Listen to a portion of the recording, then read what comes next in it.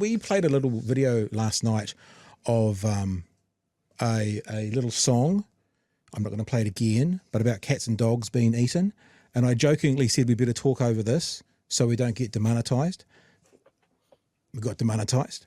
Chewy, I'm sorry, that $21 for that video is not going to come through. So we're poor this month. I know. And I really, really, really wanted to show you something from last week tonight, because it was there was a very good part of the episode this week where they talked about that exact thing, the dogs eating cats. But because I don't really just want to get another strike or get cut off or anything, what I've done is I've gone through and found a few articles that are talking about what was talked about. So it's kind of secondhand, but it's got the script in it, because this cats and dogs thing in America, you guys can tell me what you think. But the vibe I got was, well, the first thing we all thought was it came from Laura Loomer, right? That's what everyone thought. But the second thing we thought we heard was JD Vance saying, there's so many people who are my constituents phoning me about this. I'm just reporting what they're saying. Is that the vibe that you two guys have got around where this has come from? Yeah, absolutely. Yeah. Well, the reason this was so good, and if you can go and see last week tonight, go and see it, is apparently that's not where it came from, right? Apparently it came from JD Vance. He was the source somewhat of it, and then it expanded out. Yeah. Now there's a bit of reading here, guys. Gosh, I've got my wrong glasses on again. I should do this to start with. There we go. So this is a bit of a transcript and an explanation of what was on the video last week tonight. So Oliver's just basically said the debate between Trump and Harris was a week and a half ago. Last week we weren't here because we were winning Emmys. And then he says, but I still want to talk about this, about both, because the chaos Trump stirred up in Springfield is ongoing and because it feels emblematic of his campaign. He said, noting that, quote, city officials insist there is no evidence of what Trump confidently spewed to 67 million people. That was how many viewers. It was much more than that, actually, because that's American viewers who are watching live, not including who watched it on demand and not including who watched it around the world.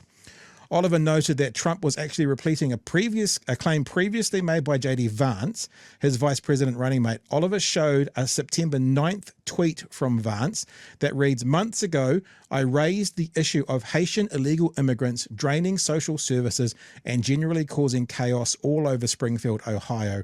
Reports now show that people have had their pets abducted and eaten by people who shouldn't be in this country. Where's our border czar? And there's the tweet itself. So that was the actual breaking of that information. Oliver continued to criticize Vance, who, when asked about the post, quote, had insisted he was just reflecting people's concerns, end quote. He played a clip of Vance saying, the media has tried to say now for days that I've made up this story. I haven't made up anything. I've just listened to people who are telling me these things. Quipped Oliver, wait, if enough people say it, I repeat it? It's not ideal when an aspiring vice president's guiding philosophy is indistinguishable from being a fucking parrot. Now, this group here, Hollywood Reporter, stopped their report there. And I was like, this is not the most important part. So I actually went and found another site to keep going. This is now on salon.com. Far from just repeating the claims he heard, Vance had actually helped create much of the chaos he is now trying to exploit, Oliver said. Oliver pointed out that the issue arose when Springfield city officials sent a letter to the U.S. State Senate Committee on Banking, Housing and Urban Affairs. This committee just happened to be one that Vance sits on. The letter asked for federal funding to support local programs to alleviate a significant housing crisis and additional services for the Haitians who have moved to Springfield. However, many have stated that businesses in Springfield have recruited many Haitian migrants to hire them in jobs that locals weren't willing to fill or weren't filling. That didn't stop people like Vance from spreading misinformation about the letter, painting the city officials' claims as an unmanageable migrant crisis instead of a housing one. Oliver then played a clip of Vance mispronouncing Haiti as he fanned the flame of an ongoing migrant crisis in Ohio. I guess we now know it is a mistake to expect precise wording from Vance when it comes to anything Haitian related, Oliver joked using Vance's pronunciation flub. First, First, there is only one Haiti-related mispronunciation we recognise in this house, and it's Alicia Silverstone in Clueless delivering the iconic line. And so if the government could just get to the kitchen, rearrange some things, we could certainly party with the Haitians. By July, the damage had been done with Vance's spread of misinformation, and the claims spread to Fox News and to X and even Elon Musk tweeting about Springfield. It even led to a neo-Nazi group marching through the town with swastika banners. One more from this first. One more. It's really important to hear the last line of this first paragraph, and I'll highlight it a couple of times. This pet eating panic was built on nothing, Oliver said, but Oliver found that Vance had verified the veracity of claims. Here's the thing, he did check. It turns out that not long after his first post about Haitians eating pets, his campaign actually called the Springfield city manager, who remembers Vance's staff, right? So this is the campaign phoning, and the people in the city remember there'd been a phone call earlier from Vance's staff, asked point blank, are the rumours true of pets being taken and eating? Person in the city said, I told him no. So therefore, Vance's team, his like city team, not his campaign team, had already phoned earlier. And when they phoned earlier, weeks, months before, whatever it was, the response was, I told him no. He spread it anyway. I continue and finish. So Vance knew it was a lie this whole time, but instead of just admitting that, he and his campaign have been scrambling to dig up new bullshit evidence, all of which either bears no resemblance to the claims he's made or falls apart at the slightest scrutiny. Now, that's a lot of reading from me, but I think it's a really interesting story. They used to say of Fox News, the morning show would report something extreme.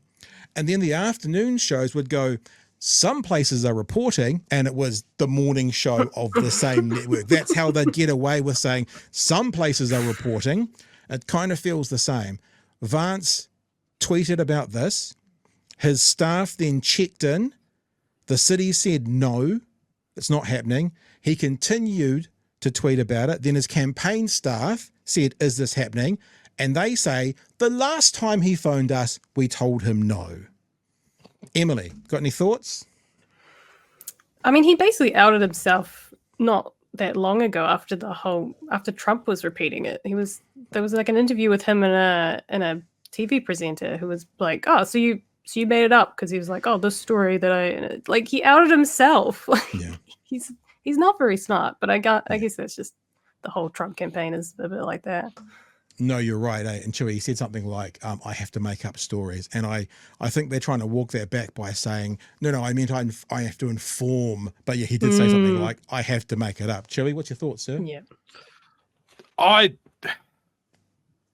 So we've got JD Vance making up just absolute insane racist nonsense.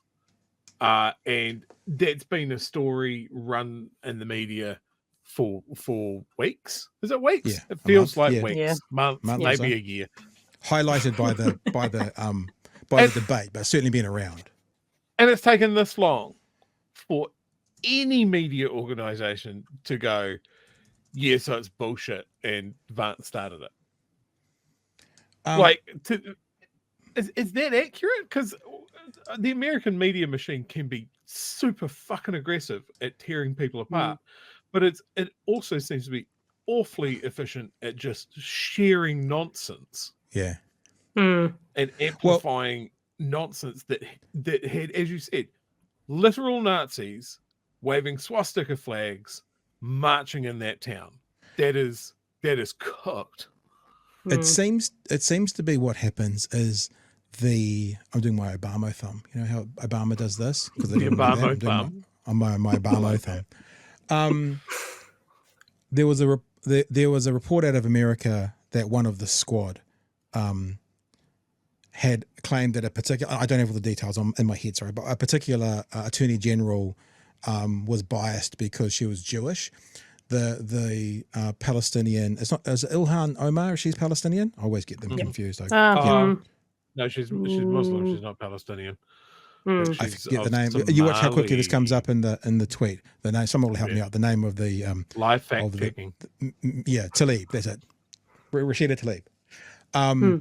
And it was reported that Tlaib had said something about this AG, and the reason they were biased was because they were Jewish. And Tlaib had never said that. But what happened was that was reported to CNN, and then CNN announcers started reporting that. No fact checking. And the next day they had to walk her back and said that, yes, she called her biased, but there was no point that she ever brought up her religion. And so now you've got Rashida Tlaib, who was Palestinian, and she's now come under attack because she's been labelled anti-Semitic for something she never said. It's kind of the same, Chewy. The media over there will hear something, someone will say something in an interview, right? And then it's fact. And then the next show will say such and such said it. And then the next show will say such and such said it. And then the next show will say just repeat it as fact then after that. And they had to walk that back a bit. So it's very similar. And just before we go on, this is what you were talking about, Emily, just to let people, if they don't know. In a stunning admission, the Republican vice president candidate, JD Vance, said he was, quote, willing, quote, to create stories, end quote, on the campaign trail while defending his spreading false racist rumors of pets being abducted and eaten in a town in his home state of Ohio. So that's what Emily was referring to if people hadn't seen it. Yeah, so the fact checking seems to be a thing of the past in American media. Mind you, you can say that about much media around the world as well. Emily, any thoughts? I think the media machines they're all competing for each other for views, and if you're the first on the story, it doesn't matter if it's true or false. They want the clicks. They need the clicks. They need the ad revenue, and like they're competing with such a massive beast over there, which makes me feel very lucky that we have a pretty good media here. That when they have breaking news and are exclusive, they actually do a fair amount of research before it even sees the public eye. And a lot of times, I don't think I've seen it ever been misrepresented or even like misinterpreted. Like it's usually pretty true on our end. So yeah, we're pretty lucky. But the irony is, of course, is we have a pretty good mainstream media, right? Legacy media, and the independent media out there, especially a couple of groups on the other side of the political divide, who are the ones who continually claim that the mainstream media is all bought and paid for by the government, are the ones who don't do the fact checking and are the ones who then spread dis and misinformation whilst they're claiming that the mainstream media is not trustworthy. But in general, the mainstream media does get it, don't you think, Joey? Yeah. Like, I mean, we have lots of criticism about the media. That's what we're essentially our mission statement. And I think that there's a lot of people that have criticism about the media as well. But at the end of the day, we rely on them to drag the stuff out of people, to the fact checking. Your ordinary person is not going to have any chance of doing that painful job of calling people and comparing dates and talking to people that might actually know until you have knitted together a story. And I think that's the thing that people forget. Like, it would be very easy for a group such as ourselves to just go, yeah, this passes the vibe check, and that's good enough for us. So we're going with the headline on this one. People, strap in. Let's see what happens. And that would be just absolute chaos for media if that's how it ran. And that's why any sort of sniff of it here, people get really like, oh, come on, fucking pull your head in. Interesting in the chat, there's a few people who aren't that stoked on the media, which is fine.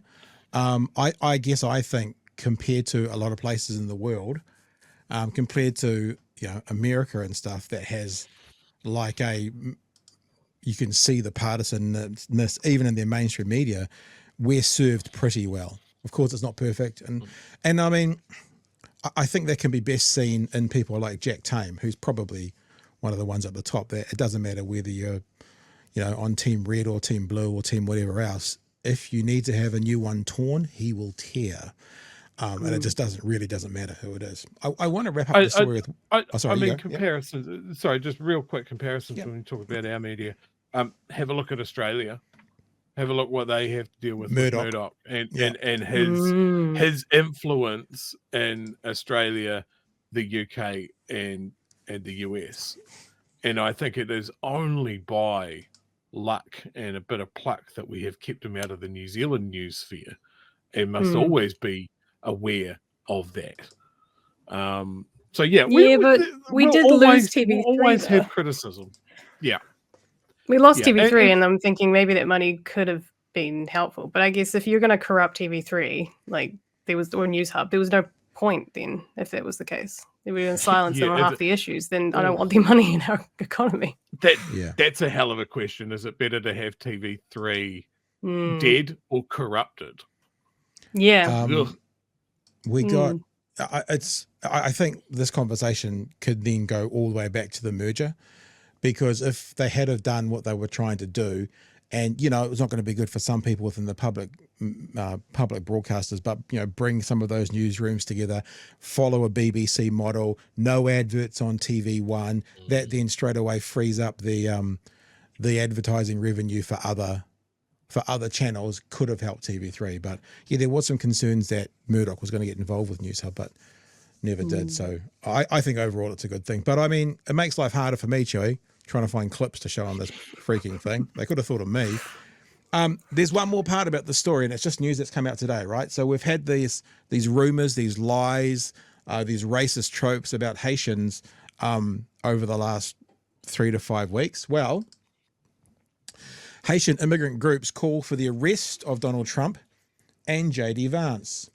Donald Trump and JD Vance have had criminal charges filed against them over their false claims about Haitian immigrants eating people's pets in the town of Springfield, Ohio. The Haitian Bridge Alliance made the filing on Tuesday in response to the Republican presidential candidate and his running mate repeating the claims in recent weeks after Trump raised it in his ABC debate with Kamala Harris. The citizens-initiated charges brought against Trump and Vance include disrupting public services, making false alarms, 2 counts of telecommunication harassment, aggravated menacing, and complicity. The advocacy group is asking the Ohio court to affirm that there is a probable cause that Trump and Vance committed the crimes and to issue arrest warrants for both of them. Trump and Vance have knowingly spread a false and dangerous narrative by claiming that Springfield, Ohio Haitians community is criminally killing and eating neighbors' dogs and cats, and killing and eating geese, a statement read. They accused Springfield's Haitians of bearing deadly disease. They repeated such lies during the presidential debate, at campaign rallies, during interviews on national television, and on social media. Now, I don't think many people are going to go, so they'll be locked up for this. But it is interesting. I've often thought about political speech. When you get up there and you make false statements, no one's ever held accountable for it. So I'm interested as to where it goes, if anywhere. But that's all. Emily, any thoughts around that? No, I'm kind of sick of it, and I would rather just have the US election over and done with so we can stop talking about these guys, because I cannot imagine them keeping Trump for another 4 years so he can run for president. Just get him out of there. The Republicans have to be sick of him at this point. He has said in an interview recently that if he loses this time around, he won't run again. I don't think that's true. I think if he can walk and talk, he'll be running again if he loses, and I'm here for that.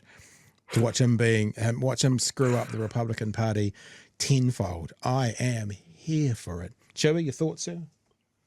Yeah, I wouldn't believe Trump on that. It's so clear that him and his kids want to build a dynasty at all costs. Yeah. They want to be the right-wing, gilded asshole Kennedy family, which is just bizarre. But to echo what Emily said, yeah, as much as a political tragic I am, I just wanted to rip through it, to get it done, to just put it in the rear view mirror, and hopefully put Trump in the rear view mirror.